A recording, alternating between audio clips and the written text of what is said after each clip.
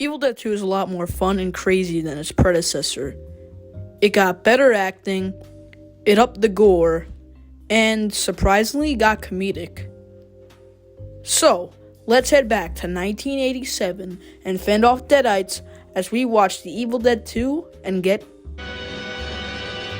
groovy. A few disclaimers before we start. The first disclaimer is that there will be major spoilers to Evil Dead 2, so I recommend you go, watch Evil Dead 2, and then come back for the review.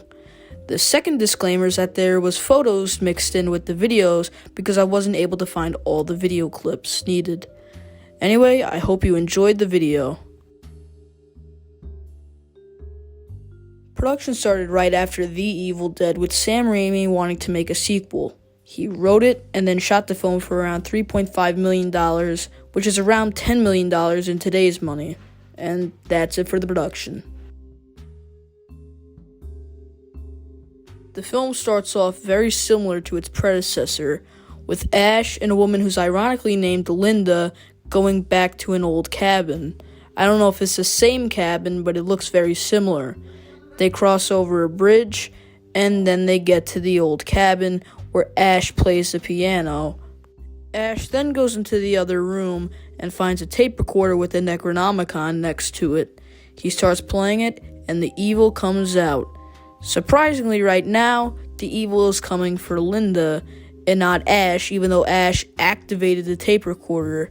I mean, wouldn't Ash be the first suspect? Then Ash comes, and Linda's gone. Ash then gets thrown, and then gets possessed. Linda is found by Ash, who is also possessed.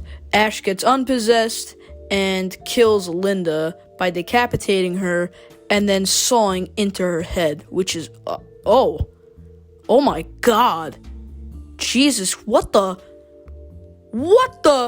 We then meet Annie, who is the daughter of the narrator of the tapes that Ash was playing. She also has the lost pages of the Necronomicon, and she's with her boyfriend, Ed.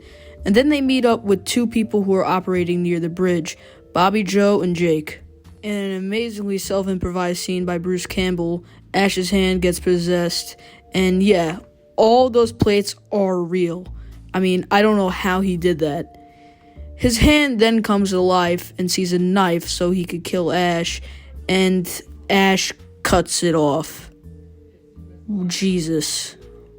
Ash then finds a shotgun he could use, and then Jake, Annie, Ed, and Bobby Joe come and kick him into the basement. Later, they let him back up, and then Ed turns into a Deadite, who Ash is quick to kill. In a similar fashion as Cheryl from the first movie, Bobby Joe is taken from the trees, and Jake makes them go look for her. Ash then gets repossessed, and Annie kills Jake. Ash then gets unpossessed when Annie tries to kill him, and then Annie agrees to help Ash build a chainsaw, specifically that he could put onto his arm. This is where that iconic phrase comes from. This is what you think of when you think of Ash. Groovy. When Annie's Deadite mom tries to kill her, Ash comes back from the cellar and then kills her.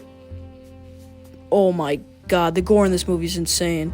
Annie then dies for Ash so he can live, and then Ash is transported into medieval times for whatever reason.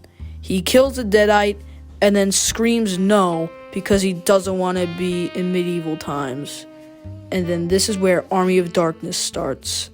When I mean that this movie is fun, it's fun. I remember the first time I watched this movie, I actually didn't really like it that much. I thought that the amount of gore kind of turned me off a little bit. But then when I rewatched it not too long ago, I actually really enjoyed it. So just like its predecessor, I'm going to give this film a 7.7 out of 10. One of the most funnest horror movies out there. Tune in on Tuesday, where I will review my favorite film of all time, specifically on its 90th anniversary. I'm of course talking about Marion C. Cooper's King Kong.